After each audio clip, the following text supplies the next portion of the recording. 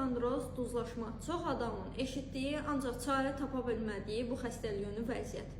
Bunun ilk öncə əlamətlərinə baxaq. Ondan sonra qığırdaqlarımızı, sümüklərimizi, onurğamızı nə içərək qoruya bilərik, sağlamlığını bərpa eləyə bilərik, bu haqda danışacağım. İnsanların əsas şikayəti belədir. Sanki beynimə qan işləmir, damarlarımı sıxan, boynumda mənə maneə törədən nəsə var. Bu o deməkdir ki, bizim sümüklərimizdə kalsium çatmır və həmin kalsium çatışmazlığı qan dövranına keçəndən sonra avtomatik sümüyə geri qayıda bilmədiyinə görə başlayır boyun fəqərlərimizdə toplanmağa.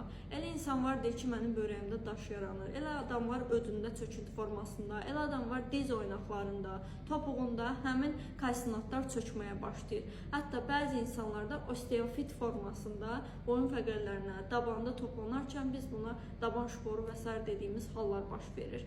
Bu kalsiumsuzluq bunun təməlində dayanır. Növbəti şikayət budur ki, beyin qan dövranı pozulursa, ilk növbədə adamın yaddaşı pozulur. Yuxusuzluq əmələ gəlir. Beyin qidalanması olmadığına görə əllərdə uyuşma çeymələr yaranmağa başlayır. İnsanlar deyir ki, yatarkən, uzanıqlı vəziyyətdə olarkən bu çeymələr çoxalır.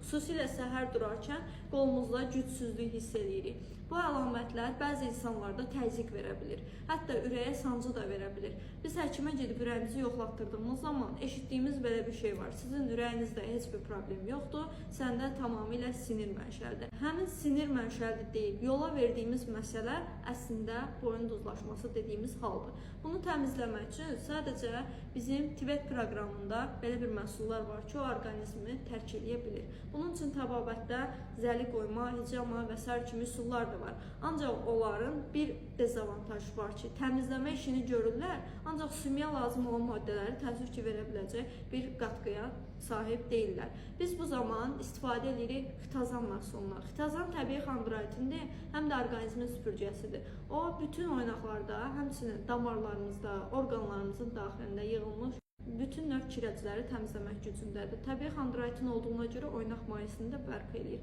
İkinci məhsul isə ionlaşmış, fermentasiya olunmuş kalsiumdur. Bu, Ümumdünya Səhiyyə Təşkilatı tərəfindən təsdiqlənmiş və bütün dünyanın kütləvi formada istifadə etdiyi yeganə vasitədir. Çünki içərisində təkcə kalsium yox, bədənə lazım olan 70 dənə qidalı element var. Çünki sümüklərimiz tək kalsiumla qidalanmır. Aydın məsələdir ki, D vitamini, magnezium və s. tipli 90-a yaxın maddə var ki, onları bizim bədənimiz qəbul etməlidir. Əsas məsələ kalsium içmək deyil. O kalsiumu hansı formada qəbul etməyimizdir. Bizim molekulyar kalsiumu alıb aptekdən içməyimiz həmin effekti bizə verməyəcək. Bu yalnız bizim mərkəzimizdə olan məhsullardır ki, yalnız bizimlə əlaqə saxlayaraq həmin məhsulun ən təbii formatında əldə edib yaxşı nəticələr əldə edə bilərsiniz. Sadəcə unutmamalı olduğunuz bir məsələ var. Həmin məhsula dərman kimi yox, gündəlik qida kimi yanaşmalısınız.